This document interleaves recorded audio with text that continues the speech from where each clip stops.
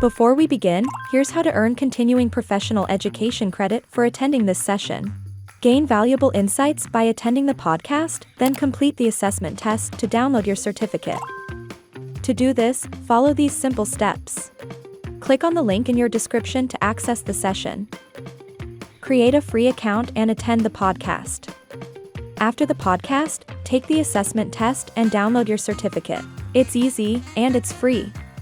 We highly recommend checking out our subscription.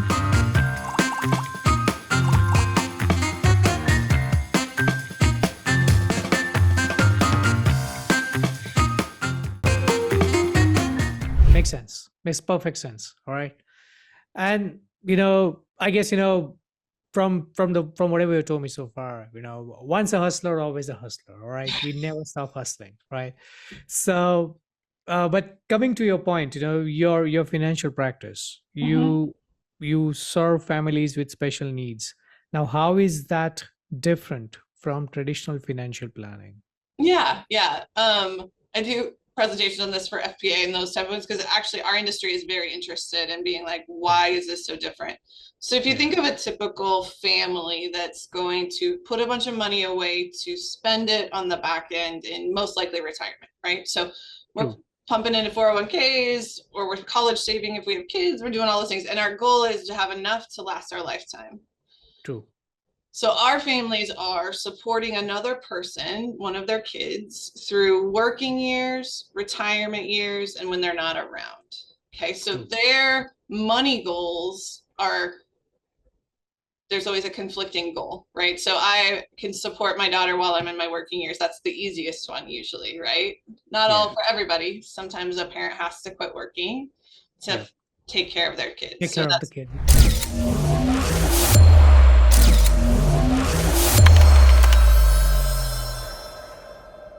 Welcome, folks. Welcome back to We're Trying to Figure Out. And today, we're trying to figure out what happens when a tax professional says, this isn't it. There's something more I need to do. My guest today is Mary McDirmid, someone who made that exact leap. Mary started in the world of accounting and tax, realized she didn't fit in the mold, and went on to build a financial planning practice with a mission to support families raising children with special needs. Mary, welcome to the show. I'm so excited to be here. Thanks for having me. Absolutely. Now, let's start with your story because honestly, it's one of the most interesting pivots I've seen from tax to financial planning. Can you walk us through that journey? Of course, of course. I grew up with not a lot of money. So All right. when I went to college, I wanted to be in a profession where I knew I would have a safe, stable income, and accounting seemed like that route for Mm-hmm. me. Also, Mm-hmm. numbers make a lot of sense in my head, and lots Right. of words are Right. hard for me to process. So that seemed like a pretty, like, this is your route. Yeah. Um, Probably like most college students, though, you don't actually know what that job is before you commit. I hope they're doing a better job out there in the world of Yeah. like letting these kids know what this is about. Because I Yeah. started to work for a CPA and I realized I do love numbers. I can't spreadsheet all day though, and just crank that out behind a screen. I need like human interaction. I'm personable. I can fit into a room and I can talk to human beings and do Yeah. the math part, but I didn't see Yeah. my path to that being like in the amount of time that I thought it would be as a Mm-hmm. very restless 21-year-old or whatever, Yeah. whatever age I Yeah. was. So Interesting. yeah, so I needed a little bit more human interaction and like a typical, I don't know what generation I live in, but I heard one of my clients tell me we're in the Star Wars generation, which I'm going to claim. So I'm right in between millennials and X's, and I just bounced around lots of jobs just to figure it out, because then I was like, well, this degree doesn't fulfill my need. I did learn a lot about business. I learned about a lot of accounting, economics, finance, which was great. So I was like, well, I'm just gonna try a bunch of jobs, which I did for Yeah. 10, 15 years. I was like, let's try a bunch of jobs. Yeah. And then I always wanted to be an entrepreneur. I wanted to own my own thing, but I can't, I'm not crafty. I can't make clever t-shirts. I can't sew, I can't bake. Like that's not my skill set. And so Yeah. it's actually my planner was like, I think you should be a nurse or do what I do. And I was like, cool, I don't want to go back to school. So can I do this without doing that? And he's like, sure. And so that's how that kind of rolled out. All right. Fantastic. And I mean, like, and that's what very interesting is, because I've spoken to people who have started as a CPA, and because numbers make sense to them, and tax is something that comes naturally to them, which Mhm. is a gift in itself. Tax comes naturally to them. But then to pivot into financial planning, because that requires a lot more interaction, and you need to be able to have a high level of emotional intelligence as well into this, because our relationship with money is different. Each person's relationship with money is different. Yeah. And you mentioned this, that you are too extroverted for tax, right? I am. So, so how did that realization shape what you built next? Yeah, I think I've always really been able to bring people together. I played basketball in college. I was really good at making sure my teammates kind of got along. Let's say I was always a Yeah. great negotiator in spaces of people having conflict. I also think through like growing up with not a lot and my parents weren't around a ton, I could get into a room, read the room, fit into what the room needed. And that's kind of our job as well, is like read the people, come in, be at their level or go up and down the scale in whatever way you Yeah. need to.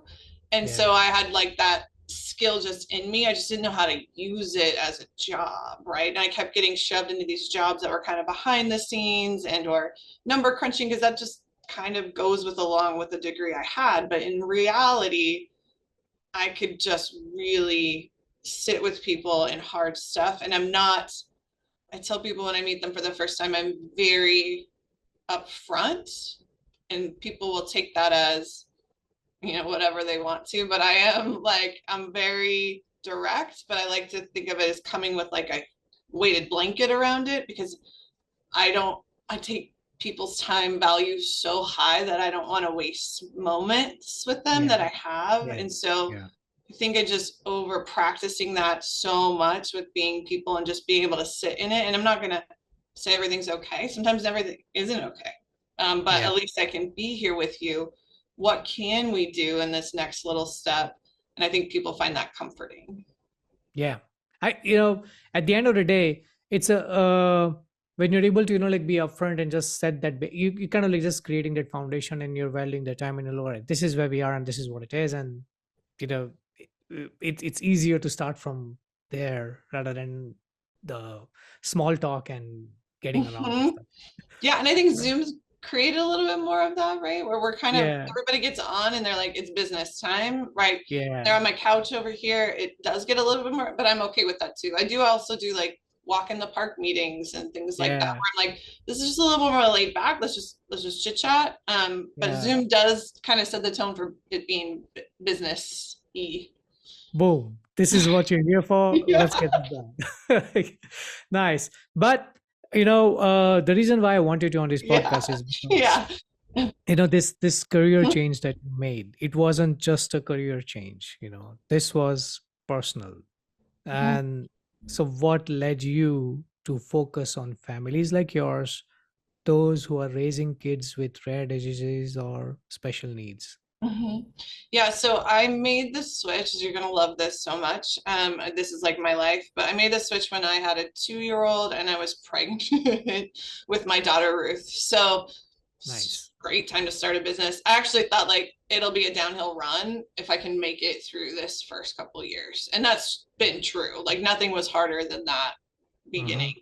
Uh-huh. And I didn't know when I leaped that Ruth had that rare disease. And now I found out 3 months in to being a financial planner that that was my route. So I did keep continuing helping everybody for a certain amount of years. And then it just became like, I think when you are in it long enough, you're like, oh, I do actually want to only help a certain group of people. Or man, when these people are on my calendar, I get pumped. Like I'm so excited to see them. And there's people on there that you don't get excited for. And it's okay to say that and be like, Yeah. I only want to help these people. And so for me, that's when that time came where I was like established enough where I was like, what if I only help these people? That seems awesome. I'm Yeah. passionate about it. I love it. And I am a human being. And this is wonderful or awful, depending if you're married to me or not, that I will leap and be like, well, if it works, it works. And I'm pumped that I'm going to do it. If it doesn't, then maybe there's something else. And that's okay for me. Like that's an okay risk in my life at this point where I was like, if I can't only help these people and that's not going to sustain me, then I'm just going to find something else. I'll find another path. But I was willing to leap and say, I want to only help these people and see if it works. And I won't stay in it if I don't make this leap, basically. True. And Yeah. especially, as a financial planner, when you've seen it yourselves of how difficult this is going to be with your situation, you do realize that, there are people out there who would equally be sailing in the same boat. And you took it as a mission that, okay, I want to help these people. There are people out there like me who need help, Mhm. and I want to help them, which is great. Yeah. But that point in your life, when you already had a toddler, you're pregnant with the second one, and you Mhm. diagnose that, okay, there's a rare disease, and the child has been diagnosed with a rare disease. Most people would hit pause when they come to know about it, all right? Mhm. But you didn't. So what gave you that clarity to commit? Yeah, the clarity to commit. I had read a couple things about specific entrepreneurs, and the ones that stuck with me were very specific about like you have to give it everything you have and have no Yeah. plan B. And Yeah. those have kind of been my vibe my whole life. Like my husband describes this the best way. If I'm your Mhm. person, you get 100% of me, which is a lot, and you're welcome. Let's go. Or you could be on the zero side and you get zero. Like I don't really kind of go into the 50s or the 70s or any of that. And so I am a human that's just gonna like, you get it all. Let's go. Yeah. Or Yeah. I'm gonna pivot and then it'll be cold and that's not gonna be great. But also like you don't get a watered down version either. Like you get everything, and that's kind of how I've been through this in my life. And it kind of goes back to like that kid that I was, is like I kind of did everything by myself and had to figure things out. And so I still have tendencies of that. I'm working Yeah. through so much therapy to try like, tone it down as much as I can, but like that's the human I am. And people that have interacted with me, any boards I support, any organizations that I'm in, they appreciate it. But when I go and somebody asks me something to do, like board work, volunteer work, stuff that has to do even in our business with my partners, is this support the people that I love, which happens to be families with special needs, kids with rare diseases, and really women in the financial services are the people I really want to love. What is my time commitment, and what would I be missing out if I took this on? How much Yeah. commitment and energy, right? And then I can gauge if it hits those check marks. Got to put it by my family and make sure, yeah, this is what it means. Because I can go to them and say, these are the people we love. This is the time commitment, and I will miss a dance class and 2 swim meets possibly throughout the year. Are we Yeah. up for it? Right. Yeah. And so I put boundaries around what I love the most so that I can give that 100% and I can give 0. In the beginning, I really gave a lot of people 100, and I think I got real burned out Yeah. from what I told you. And so I have to really like make sure they fit into the perfect, not the perfect, that's not the right thing, but my definition of what I want to spend all my energy and time on. Makes sense. Makes perfect sense. All right. And I guess, from whatever you told me so far, once a hustler, always a hustler. All right. We never stop hustling. Right. So but coming to your point, your financial practice, Mhm. you serve families with special needs. Now, how is that different from traditional financial planning? Yeah, yeah. I do presentations on this for FPA and those type of ones because actually our industry is very interested in being like, Yeah. why is this so different? So if you Yeah. think of a typical family that's going to put a bunch of money away to spend it on the back end in most likely retirement, right? So we're True. pumping into 401ks, or we're college saving if we have kids, we're doing all those things. And our goal is to have enough to last our lifetime. True. So our families are supporting another person, one of their kids, through working years, retirement years, and when they're not around. Okay, so True. their money goals are, there's always a conflicting goal, right? So I can support my daughter while I'm in my working years. That's the easiest one usually, right? Not all for everybody. Sometimes a parent has to quit working to take care of their kids. Take care of the kids. Yeah, that's not always the case. But for our family right now, like paying for things while we're working, we're good. Yeah. We have to have a specific bucket to pay for things with for Ruth. If she's living with us, if she's not living with us, regardless of where she's living, because she won't be working full time. And she will be dependent on some government benefits, state and federal, most likely. So we have to be able to support her in those years when we're retired. And then we need a bucket of money to leave behind when we're both gone. Yeah. To sustain her lifetime. True. So the dance we play is our benefits on board. So state waiver system and Social Security. How do we preserve those and give her a great life through those 3 stages as a caregiver parent? Interesting. That's the basic, like super basic differences. Now there's a bunch of nuances to that. Yeah. But from the planner, like money, like you got to think it very different. Money side, that's like how we're trying to present it in front of them, of like, we're trying to find a cost of care for the child. And that's a very difficult thing too. But like how old are they? How far have they progressed? What kind of disability do they have? And then can we project out the working retirement and bucket size at the end? Very, very interesting. What you're talking about, although you're sharing about your life, but it kind of relates to a lot of people who would be listening into this podcast. And like you rightly said, the cost of caring for a child, it can be a difficult conversation for a lot of parents to have, but it's nonetheless critical for the child, because that's what we parents do, right? I'm not a parent yet, but I would love to be, but I know friends who have been parents, and I know that as parents, it's always our responsibility to do the best for our kids, right? So that's a very interesting discussion to have. Now, you must have dealt with so many families in the past. You helped so many families who specifically fit into that target audience of your business. So what have you learned about what families in crisis actually need from a planner? Yeah, what they really need depends on kind of the age of the child. But first off, they need to feel safe. Yeah. Right. They got to trust you. They have to feel safe, and they have to kind of at least let some of the guard down, because one of the first things they're going to say is, I should be doing XYZ. And I'm like, man, we're doing our best. We're doing our okay. I'm the world's most okayest mom, right? Like I'm not trying to be the best. I'm not the worst. I'm right in the middle, most likely. And so I want them to get the shame lifted off, I guess, of not doing enough. Yeah. So the way I can like relate to them, tell me the things that is the biggest thing that's keeping you up at night, right? And I might not be able to solve it, but let's talk about it. Let's put it out on the table of like, man, if we could solve a couple of the 20 tabs they have open in their head, can we close like 2 and get like a little bit more brain space to kind of think of this long term? Because they are really thinking of tomorrow. Yeah.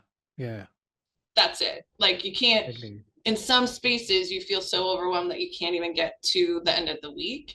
And I gotta get them to a space of a little bit of respite on their brain, a nap. We'll book goals in of drinking water and naps all day long for caregivers, right? And those are real goals for us, right? And I tell people that all the time. Like I wrote for a quarterly goal 30 minutes for myself 3 times a week. It was really difficult, right? And I had to write down what it was. Like it couldn't be pick up your daughter's prescription. Go to a parent teacher conference. Those aren't for me. Those are for my family unit, right? And so, and then caregivers are inherently non-selfish, so they're giving everything. And so it just takes, you gotta be in it with them to close a couple stress tabs so they can just get their brain ready. Nice. I like it. And sometimes it's going to take years. Even I meet people all day. So I'm on the front end of our process. I love meeting people for the first time. I love sitting with them. I love knowing all this stuff, not beforehand where I get to find out stuff. But I will tell them, hey, this isn't it. I need you to do a couple things to get your mental space ready to even take this on. So like, I'm going to give you an email. I'm going to give you some things to do. And then in a couple of years, yes, we'll come back around, right? Like some just aren't ready. And I go, we'll engage. We will engage at some point.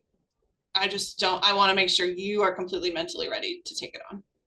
Yeah, yeah. Very interesting. Very, very Mhm. interesting. And what you rightly said, um, there is a taboo around it for a lot of people because of it. They're not probably open to talk about things, but it is necessary that the taboo is broken. We Mhm. are able to get rid of that, and you're doing that. You're helping people get rid of it. And you speak out of experience. When you've been in that boat, when you speak out of experience, people are able to relate better, and they're able to put their guards down, and they're more comfortable talking. So this makes Yeah, perfect sense. you can. Do you want to earn CPE credit? Take this course of MyCPE 1 to earn free credit. Click the link in the description to get started. See like their shoulders, they're like coming Yeah. in like tight, and they're like, oh, okay, Oh, yeah. this is doable. Like this is doable. I'm like, yeah, in some bite-sized pieces. Let's just take it in chunks for sure. All right. Very good. Now, let's shift the gears and talk about something that we have seen too often, the Mhm. weird divide between CPAs and financial advisors. So, where does that friction come from? Yeah, I think the friction that I've seen comes from giving annual advice, long-term advice, right? And I Right. think the paying model is also a little rough, right? Yeah. So like the way I would describe this is like if I was a CPA, I'm doing taxes for people right now. I'm charging you X amount to do your tax return. And the expectation is I would be saving you something. So the fee is worth a savings of Yeah. XYZ, right? And that's not always the case, right? Some people have just very complicated taxes and they're like, here, do this. I don't want to. And they're outsourcers. Cool. But like the typical, I think, client of that model is like, I'm expecting to get something better than if I was doing it on my own and I'm paying you a fee for that, right? True. So that's an annual this year or even retro, right? Like Yeah. you can't Yeah. change anything you did from the paperwork you get. You can only change the next year if you're doing it on time. And True. sometimes that's not even enough time, right? Yeah. Of tax savings for that Yeah. calendar year, right? And so then the financial planner side is like, this is going to be due sometime. So you're saving taxes now by maybe deferring money into a 401k because you're a high wage earner. All true. That will come due though. Yeah. And I don't think people conceptually can actually know when that has to come out, that it is going to be a taxable event. And Yes. for not everybody is it beneficial to Yeah. do it on the front end, right? I mean, so I think it's a clash between an annual, I'm saving you money, I get paid to do this, and a long term, this may hurt down the line. And we're not talking about that. And you might, from the tax person, they might not be their client anymore because they're doing their taxes on their own because they're not complicated and all those things until they turn 75 and they have RMDs and they're like, oh my gosh, my tax bill is so high. Why is it so high? So I Yeah. think that's just an easy example, right, of qualified pre-tax money. That's too technical, but like I think that's a first stop, right? Yeah. Yeah.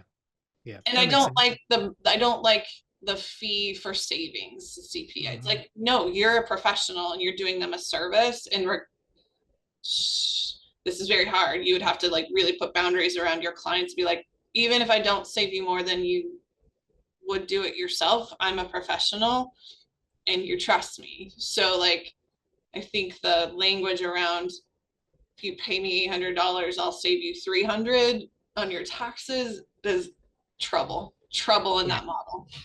True. True that. But Yeah, that's not a good analogy to follow, you know. Yeah, like that's not always going to be true either. Like some years you're not going to be Yeah. able to pull that off. So like that's a dog chasing its tail. Like that's going to be Yeah. the point, right? You know, when you said that, you know, I was always imagining that. Imagine if I were to actually see a billboard that says that, you know, I save you $300 worth of taxes for every $100 that you pay me. Oh my God.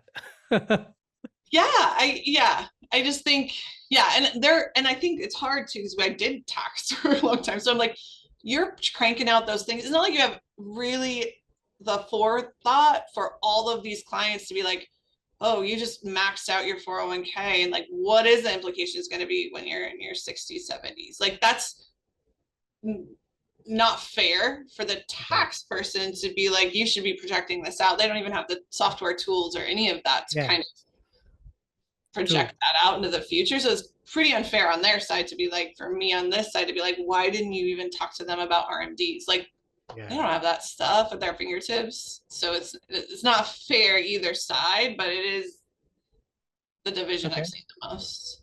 Yeah. And you rightly said, you know, it's also the lack of the tools because of which you cannot just project and see what it will be when it will return Totally. and everything. So Totally. it's a very like nearsighted thing that, okay, as of now, where we stand, and this is what we can do for the current year, and then we'll see how it goes year on year, year on year. Yeah, we're just gonna push that down. Yeah. Yeah. But Yeah. like, but given your background in both, you know, Mhm. so how do you personally bridge the gap in your work? Mm. Yeah, and I have more tax problems with my families. That story I told you, right? They're gonna dump their money into a special needs trust. Those are taxed at the highest tax rate, trust tax rate. So I already have another tax Hey. problem. Yeah. So where I'm like looking at my clients, I'm always like, hey, this is the analogy I give them. Like, this is your financial and tax plan that you have. This is that with looking through the lens of your kiddo that we're trying to plan for. And the one without the glasses, I might ask you to do some tax pain in your lifetime to make it better for your child. So my situation is I'm always trying to have as many tax-free buckets go into that special needs trust as possible, just because it's already going to have a tax rate attached to the trust. All right. Not very fun. Not at all. But I do like, I mean, visually, I like to show people, like, if you can visually show them the tax bill they're going to have over their lifetime, and then like, what do you care if it's now or when you're 75? Like, some people are like, okay, that's the amount of tax I'm going to pay, whether I pay it in my working years and do a Roth inside my 401k, or I do traditional and I'm going to have to take some pain when I'm in 75. Like, what is your tax output? And yeah, we could spread it out over your lifetime, or you can save some now and you're going to have it later, especially like people that have a pension. I'm like, oh, it really doesn't matter. Like, you're going to pay some tax your whole life. Like, this is just your deal. So great. You have money that's going to come to you your entire lifetime. That's amazing. But it's really like, how does it matter? The other thing I think about too, and this is like the best example I give when people are like, when should I pull Social Security? Like, this is the biggest decision of their life. And I'm like, this is how I try and measure things of like, how much money are we talking about? How much energy should we put towards this decision? Right? Like the same with this qualified Roth, all of that. Like, how much tax change is it going to be really? Like, the only thing we don't have control over is who controls the rates in the future. So that is a variable that I can't control. But like, how much money are we talking about, and how much energy should we put towards this decision is something I try and really verbalize with my clients, because I'm like, we do have big decisions to make and we should put extra time towards it. Usually is not in the math of qualified money, but it's like, should I be a guardian for my families? Who's going to be the backup for me? Like, that's where we spend a lot of time and energy, because that's emotional and it's hard and that work is intense. Yeah. For typical families, though, I would imagine, like, when to take Social Security. Should I put qualified versus Roth? Those are going to be bigger decisions for them. Should I do a 529 for my child or a UTMA? Like, okay, these are all variables. How much energy do we want to put towards that decision, and how much dollars are we talking about saving? Yeah, that makes sense. Because I think the social media world gets really wrapped up in certain topics where you're like, that's not my biggest problem. Yeah. Like, the and to everybody, like, And to everybody who's listening into this podcast, please be very careful. Do not believe into everything that you listen on social media. Please go and approach a qualified, certified financial planner and take their advice onto the social media strategies. All right. Just ask the curious question. Be like, hey, I heard this online. Do I need to worry about this? And they'll be like, on a scale of 1 to 10, that's a 1. But we do Yeah. have a 10 over here that I've been emailing you about and you haven't responded. True, very, very true. It's very emotional. Being a financial planner in this niche that you've chosen, Mhm. like I rightly said, you need to have a high level of emotional intelligence because there are going to be a lot of complicated situations that you're going to be talking them about, Mhm.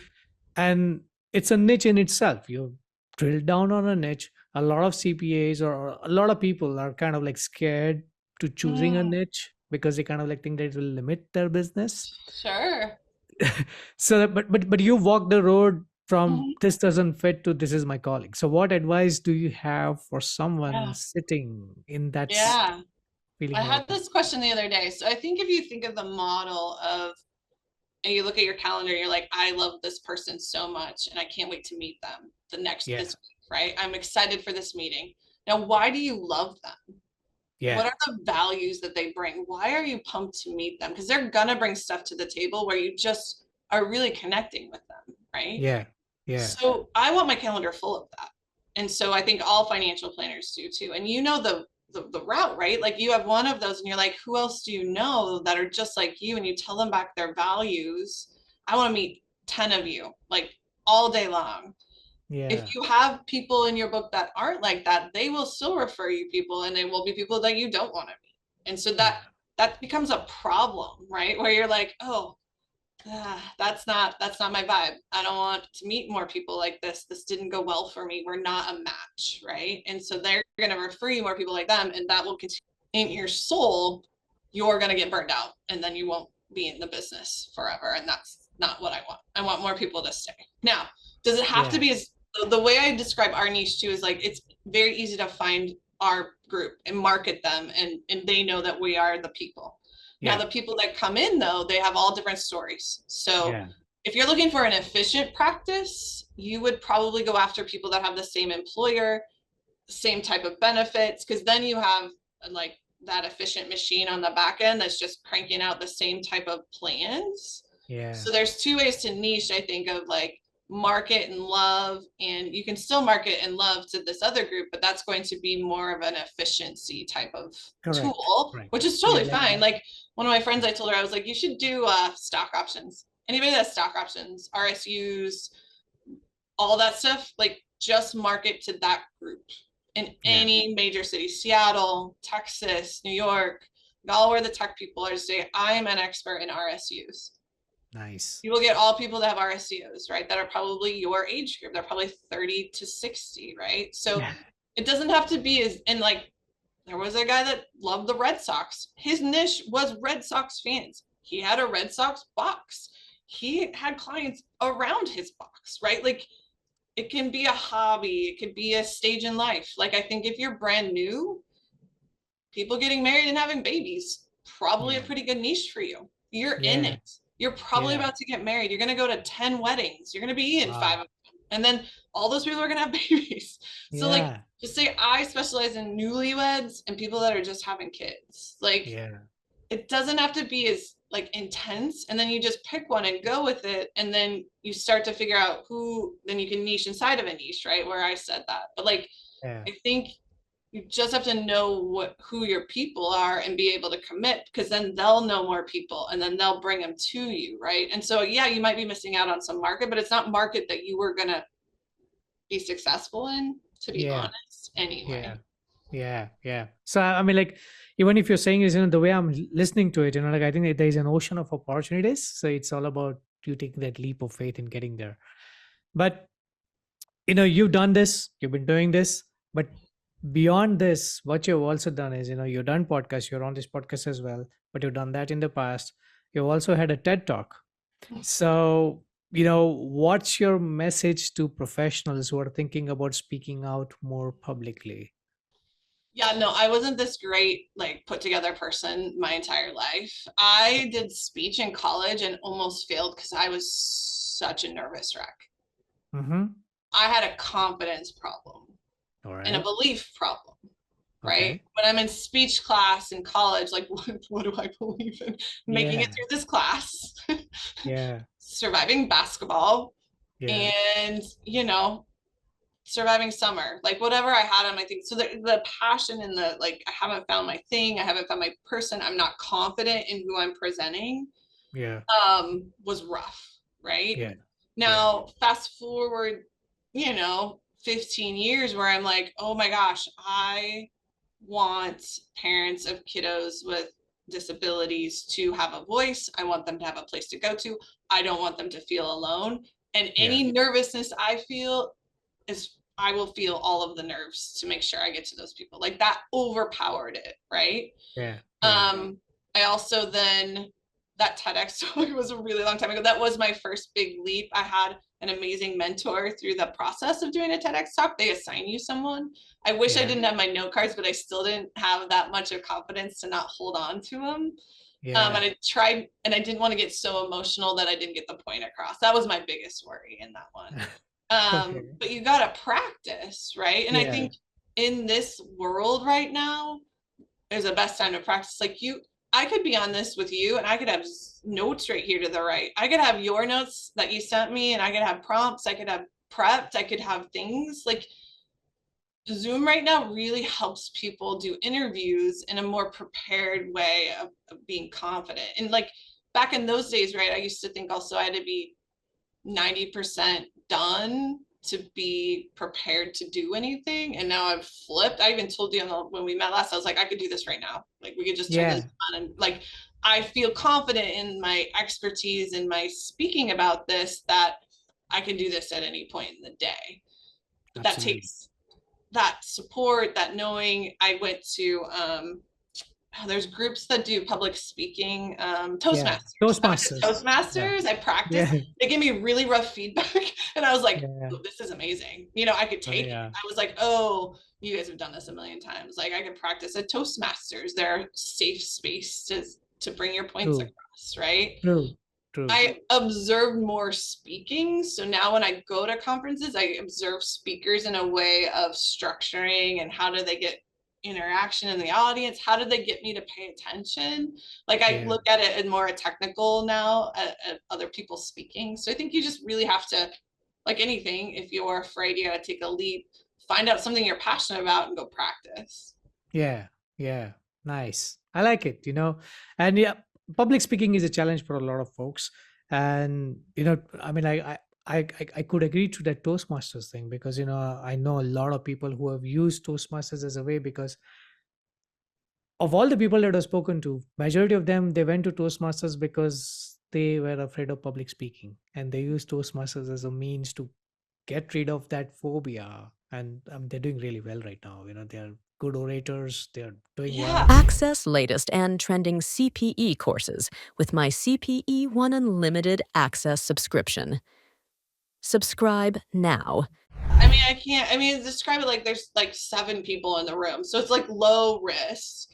And Yeah. they've all spoken before. I mean, you might think that's risky, but who are they they're not gonna go home and be like, man, this girl bombed. They're gonna say that every night at Toastmasters. Like people bomb all the time. That's the whole goal of Toastmasters, is so you can bomb. Yeah. Like I think of it as like stand-up comedians, right? Like they're not Yeah. great in the beginning. They bomb all the time, right? And so you got to get some at-bats in a safe spot. That's one to go to. Or like local organizations in the beginning where like I would speak on women in finance or speak on a different topic that I was very well known for, have a room full of people that know you, that will like support you regardless if you bomb, then they're safe. They'll interact. You can plant people. You can do all sorts of things when you're speaking in a safe space, right? Where you're like, ask me this question if nobody asks that question. They're like, I got you, right? So I even go to stuff now, like if I go to any conference and I know the speaker, I'll be like, hey, what do you need from the audience? Like, I'll be your person. Just tell me what you need. And she's like, I need eye contact in this portion of the room so I can feel safe. I'm like, I'm your person. I will have a huge smile on my face the whole time. I'm your safe person. I'll clap loud. What do you Nice. need, right? So like, once you kind of get in it, you can kind of be supportive of other people. And you're like, oh yeah, this makes me comfortable, right? Yeah. But planning people, I mean, Yeah. have you ever done that? I mean, I told someone to ask, like, it's a leap.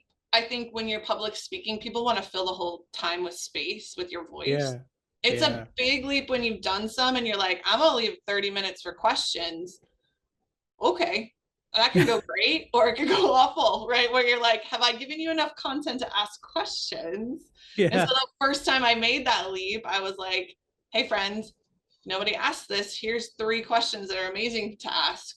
To pass Yeah. around your table just in case like 0 people ask any questions, which didn't happen. But I was Yeah. like, I need a safety net just in case. Yeah.